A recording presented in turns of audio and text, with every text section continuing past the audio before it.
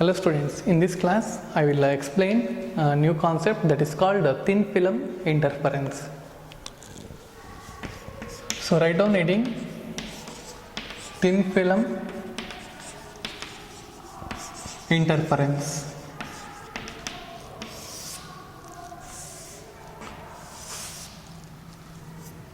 So here that means in day to day life you have observed these examples like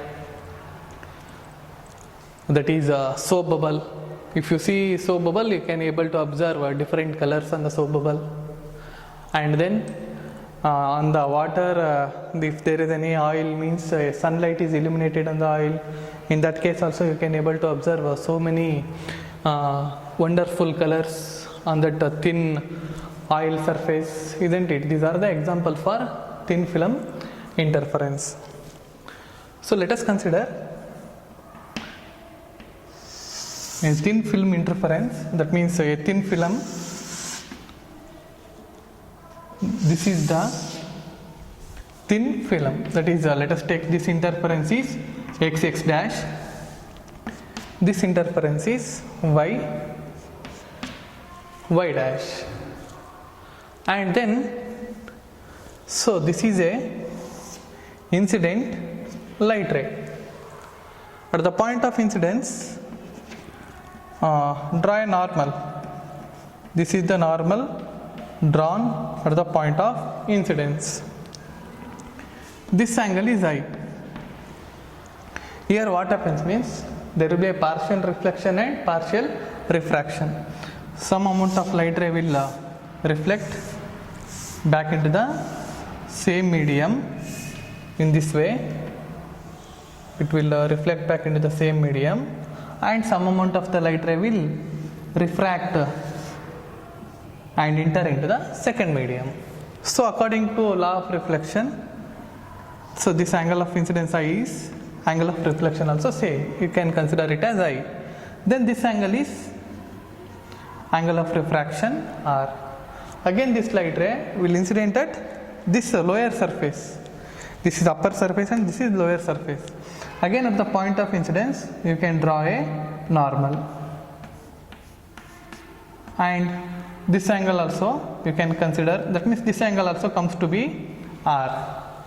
Then again what happens at this point, same thing, some amount of light will reflect back into the same medium. In this way, by following law of reflection, angle of incidence is equals to angle of reflection, and some amount of light ray will refract back, that means refract and enter into the other medium. It is traveling from denser to rarer means it will bend away from the normal. Then you can extend this line.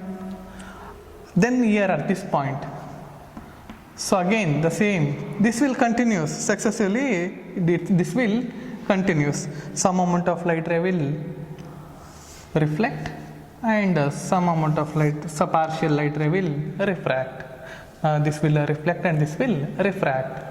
Again here it will enter into the second medium. These are called transmitted lights T1 and T2. So if observer is observing from this side means this is called as he is observing transmitted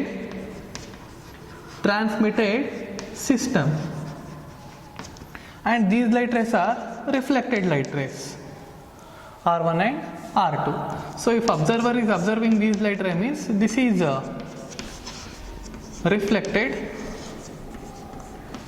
system. Okay, and let us give some names here.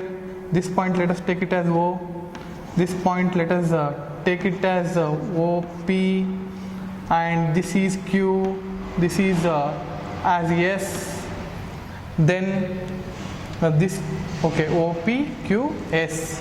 And see how interference pattern we will observe means you know the conditions, that is sources should be coherent. In Young's double slit experiment, how we obtained the coherent sources means by division of wavefronts. So here in interference we will obtain the coherent sources by division of amplitudes. So this is a single light ray, entering, that means coming from source. So this light ray is dividing and it is traveling as this is ray 1, this is reflected light, and as this is a second reflected light. That means one light ray is traveling from O to R1 and another light ray is traveling from O to P, then P to S. So then these two light rays are coming from single source, frequency remains same and they are traveling in nearly same direction. Okay, if they superimpose, they interfere, you will observe interference pattern. Thus these obeys the conditions for coherent sources. And now we will study, that means I will explain the conditions for constructive and destructive interference in thin film interference. And here from this point drop a normal here, then you can able to see from this point to this point whatever the distance will two light rays will travel, right, that distance will same. This is the additional path here, that is n. So and also light R1 reflected light ray will travel in this way from this point to, let us take R1, but this second reflected light ray you observe, it is traveling OP distance and OS distance, then it is entering into the air medium. So here how to write the path difference means, definitely there is a path difference between two light rays, they are traveling to different distance. The path difference I can able to mention. The second light ray is traveling, that is S2P minus S1P, right? OP distance plus OS distance plus here OP distance plus OS distance minus this one ON, and this path difference delta x. And also you observe this OP and PS, it is traveling in medium. So this is traveling in medium, but ON is traveling in air medium. So like this we cannot take the path difference, we cannot subtract like this. This also we have to convert into air medium. X distance in air medium, that means glass medium or any other medium. In air medium in the same time how much it will travel, mu x. So here OP plus OS in this medium, then in air medium in the same time how much it will travel, mu into OP plus OS minus ON. This is the path difference. This is also in air medium, no, this is also in air medium. The next thing is we have to find what is OP, what is OS, what is ON from the diagram. Right, this is incident ray, this is refracted, and this is transmitted, and these are the reflected light rays. So first I will define this one ON.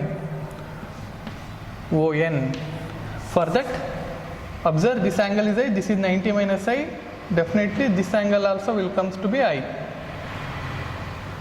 Then sin I is equals to opposite is ON, and hypotenuse is OS, and sin I can able to write it as ON divided by OS, I can able to write OQ plus QS, or ON is equals to, we can write OQ plus QS sin I. Right, this is the value of ON. Similarly, I will find what is OQ and QS.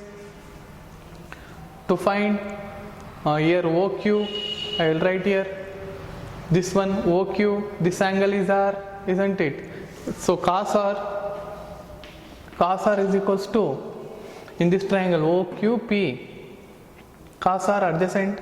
So let us take the thickness of this thin film. The thickness of this thin film is T, that means this point to this point the distance is T. Cos R is equals to T divided by this hypotenuse. Hypotenuse is for that let us take tan R. So opposite we have to find, right, OQ. Tan R is equals to, opposite is OQ, adjacent is T, then OQ is equals to T tan R. Then you can able to see this is R, this angle is R, this is 90 minus R, this is perpendicular, here also same, this is 90 minus R, this is perpendicular, these two triangles are congruent triangles, then OQ is equals to QS. So OQ is equals to QS, you can write this is QS, this is the value of OQ and QS. After finding OQ and QS, next you calculate what is OP. So OP means I will take cos R. Cos R is equals to, for this triangle, cos R is equals to adjacent T divided by hypotenuse, that is OP. Then OP is equals to T divided by cos R, isn't it? This OP is also equal to PS, congruent triangles, PS. So we have calculated the value of OQ, QS, OP and P. Yes, see here, ON is equals to OQ plus QS. OQ and QS T tan R, you can write 2T tan R into sin I. So ON you can able to write that is 2T sin I by sin R by cos R into sin I. So introduce mu, I will multiply and divided by sin R by, that means sin R by sin R. If I write like this, then sin I by sin R, that will become mu, that is refractive index, Snell's law. So ON is equals to sin I by this is sin R. So I can able to write 2 mu T, this sin R, sin I by sin R I written as mu, then sin R into sin R, that will become sin square R divided by cos R. So this is what ON value. So then you substitute all the values here in this path difference, that is delta x. Delta x is equals to mu OP plus OS. OP plus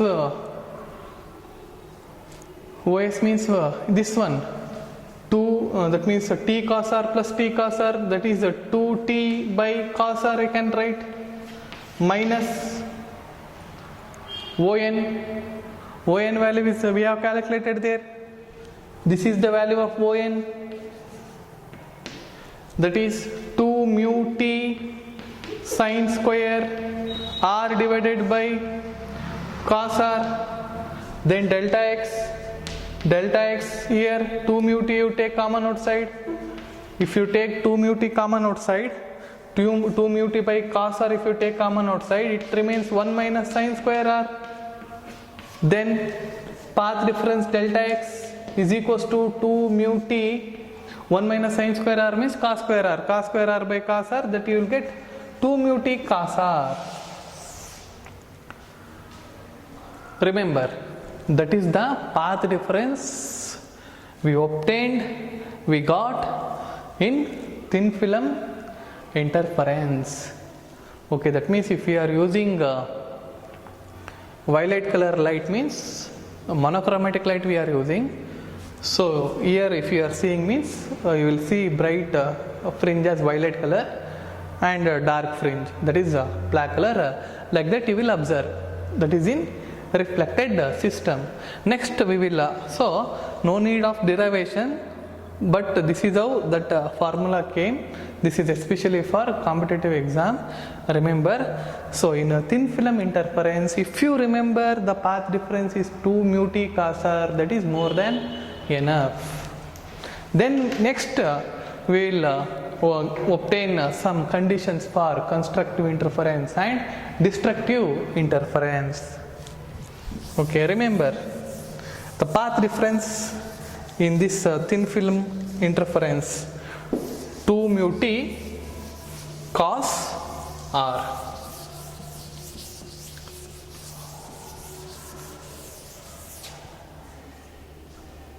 And then for reflected system for reflected system, first I'll write condition for constructive interference.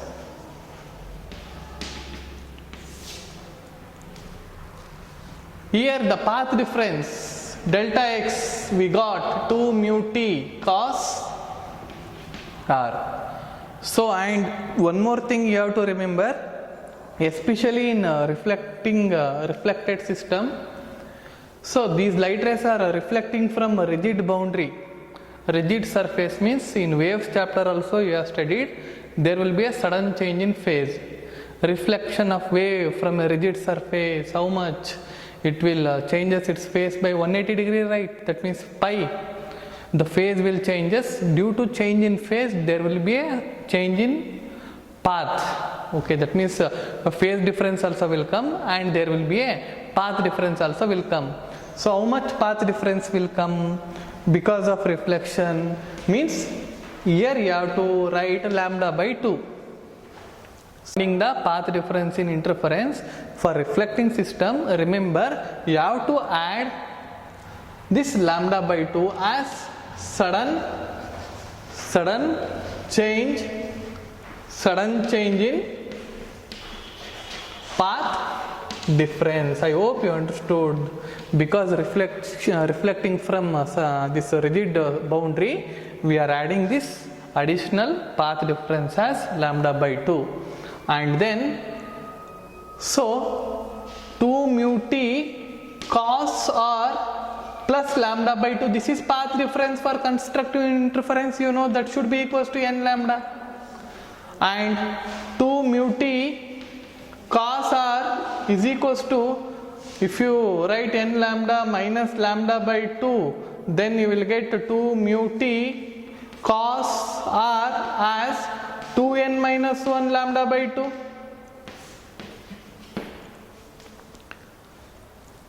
So where n you can able to write as 1 0, that means 1 2 3 so on. So this is the conditions for constructive interference. Okay, and see the condition for destructive interference in thin film. Destructive interference. So in destructive interference, 2 mu t cos r plus lambda by 2 should be equals to 2n plus 1 lambda by 2. That means for destructive interference you can take 2n minus 1 lambda by 2 also path difference, and 2n plus 1 lambda by 2 also. Listen, if you take 2n minus 1 lambda by 2, you have to start n value from 1 to 3. If you take path difference as 2n plus 1 lambda by 2, you have to take n value from 0. So here 2 mu t cos r plus lambda by 2, destructive means I have taken 2n plus 1 lambda by 2, odd multiples of this lambda by 2. Then 2 mu t cos r is equals to 2n plus 1 lambda by 2. If you take that lambda by 2 this side, that will become minus lambda by 2. Then finally you will get this path difference 2 mu t cos r. Here I will write 2 mu t cos r is equals to n lambda. This is the condition for destructive interference in thin film interference. Right. So you see, you calculate, you will get that answer as n lambda. And then this is for a destructive reflected system, right? So for a transmission system, what we have to do? For transmission system, remember, so it is not reflecting, it is transmitting. So this lambda by 2 here no need to introduce the sudden path difference. Then just 2 mu t cos r is equals to n lambda, that will become the constructive interference in transmitted system, and 2 mu t cos r is equals to 2n plus 1 lambda by 2. Okay, 2n plus 1 lambda by 2 you take, or 2n minus 1 lambda by 2 you take. That is the condition for destructive interference. That means from this side if you see bright fringe, so from other side in the same position you will observe dark fringe. The total condition is reverse, that is flip-flop, like that you can consider. So for a transmission and reflecting the system. So these are the condition, remember, for competitive exams.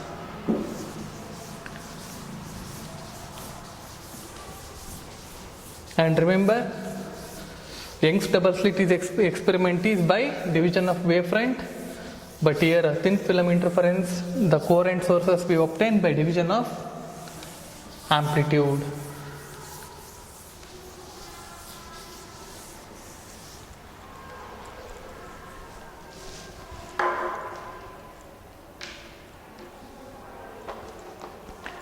And next one, next concept, that is oblique interference or oblique incidence.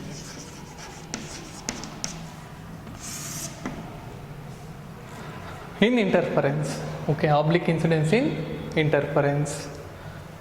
So let us consider two slits here. These are the two slits, and this is the screen.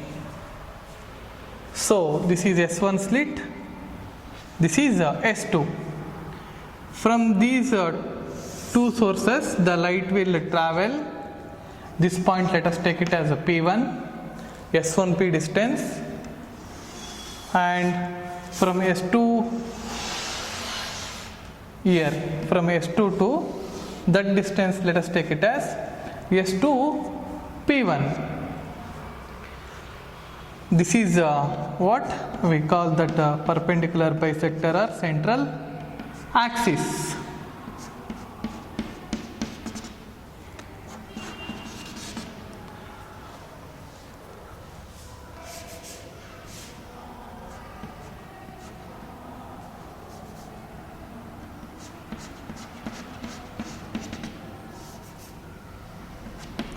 And then one more imaginary line you consider here. This is passing from this midpoint of these two slits. So these light will meet at point P1. And here this angle, if I consider theta 1, that means after this approximation D is very, very smaller than capital D. Then we can able to consider all the angles are same. Let us take it as theta 1, theta 1, theta 1. And if you drop a perpendicular distance, then this angle also comes to be theta 1. And what is the path difference between two waves means? You can able to say this is the path difference. How much it will come? This distance will come as d sine theta 1. So this is the path difference. About this you know. So when we can able to consider that delta x as path difference, when the light is traveling in this straight direction, right, and it is incidenting on a screen, then it is at point P1 there is a path difference. In that case the path difference will come d sine theta 1. So here what is meant by this oblique incidence? Oblique incidence means the light will not illuminate on the slits in this way. So you have to consider these are the incident light rays. These are the incident light rays. The light ray will incident in this way on the screen. Right. Then this type of incidence is called as oblique incidence. So it is making some angle theta naught. In this case, d sin theta 1 is not only the path difference. Why? Because if you draw a perpendicular line and you can see now this light has to travel from S1 point. Why? Because if you can consider this is wavefront also, the disturbance already here, so the light will travel from S1 to P1, but this light you can see S2 from S2 source, so the disturbance has to travel from this point, let us take it as n point to this S2 point, and then it has to travel to P1 point. So here the path has increased. Previously only S2P minus S1P, now NS2P1 minus S1P1, isn't it? Then I said this angle is theta naught, right? Similarly in this triangle these angles are theta naught, and you can able to see this angle also will comes to be theta naught, and this distance, that distance will comes to be d sin theta naught for this triangle.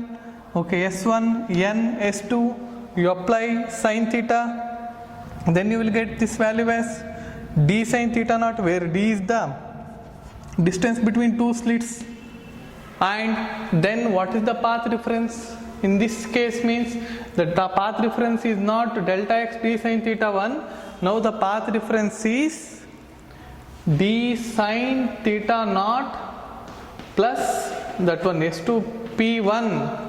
S2P1 minus S1P1, isn't it? So path difference, this delta x is equals to d sin theta naught plus S2P1 minus S1P1, that is this value. This value is how much? D sin theta 1. Why? Because angle we have taken theta 1 plus d sin theta 1. This is the point P1 we have taken above from the central axis. You can say delta x A, that is above the central axis. So these steps you understood. Then next what I will consider, how I considered P1 point here. So below also, below the central axis also I will take one point. For that just you extend this light ray in this original direction, somewhere it will appears to meet that point. Let us take it as C. Now I will rub this one. See here.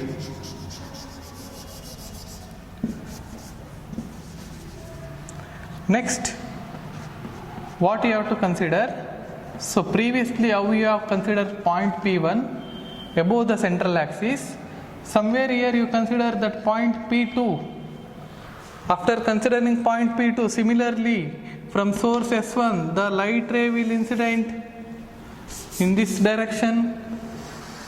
In this direction the light will incident at point P2, right? And from this source S2 also the light will incident in this way, and this is the imaginary lines. And next similar way you consider D is very lesser than D for below point P2. In that case if you consider these angles are above, you have treated theta 1, right? In the similar way you take theta 2. Okay, then if you consider D is very smaller than theta, one more imaginary line you consider here. This imaginary line also meets at point P2, and then after considering that D is very smaller, so these angles are theta 2, this angle also will comes to be theta 2, and this angle also will comes to be theta 2, and this angle, these angles we have treated as theta naught, right? So this total angle also will comes to be theta naught. And next here we have to find the path difference. Here we have to find the path difference means again from this point you drop a normal. This is the normal, right? So this angle is theta 2 and this complete angle is theta naught. Here you have drop a normal. That means we are considering theta 2, hence according to that condition you can able to consider this angle also theta 2. So previously here we have treated theta 1 and we consider d sin theta 1, right? Then this side will comes to be d sin theta 2. This is for same as above we are considering for below point P. Then here d is very lesser than capital D. Then what is the new path difference? Means delta xb is equals to d sin, here this one, this path difference, d sin theta naught plus as usual S2, here S2 P2 minus S1 P2, isn't it? But if you observe carefully, previously S2 P1 is more, S1 P1 is less. So we have to S2 P1 minus S1 P1. But here if you neglect this one, S1 P2 is more and this is less. For that I will write delta xb is equals to d sin theta naught. I will take minus common outside, then it will become S1 P2 minus S2 P2. So what is the value of S1 P2 minus S1 P2 minus S2 P2 value is this one, d sin theta 2. So here delta xb you can able to write it as d sin theta naught minus d sin theta 2. So see, this is the path difference for above point. So this is the path difference for below point. Above path difference definitely it cannot become 0. Why? Because here this is plus. For below point there is a possibility this may both equal and path difference become 0. That means if delta xb is equal to 0, that is for what? That is for central maxima. Path difference for central maxima is 0. So when the light incidents obliquely, in this case the central maxima will not form here. Where the central maxima will form is where path difference is 0, there the central maxima will form. That means if so, then you can able to write d sin theta naught is equals to d sin theta 2. For above point there is no possibility. That means central maxima will not shift above. Why? Because light is incidenting in this direction. In above direction the path difference is adding. So there is no possibility. Here this value cannot become 0. But if I consider a point below, definitely these may get cancelled and path difference becomes 0, right? So here in this diagram you can able to observe this total angle. This angle is theta naught, means the vertically opposite angle. This total angle is theta naught. So at this point central maxima will form. That means when theta 2, this point we have considered here, right? So it is making angle theta 2. When theta 2 angle becomes theta naught, so this point comes to this point, there the central maxima will form. It will shift downwards. So theta naught is equals to theta 2. In this way you can consider this oblique incidence in interference. Remember these conditions, above point and below point in interference. Today class especially for competitive exams.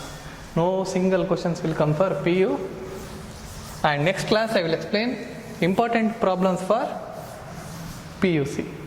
Thank you.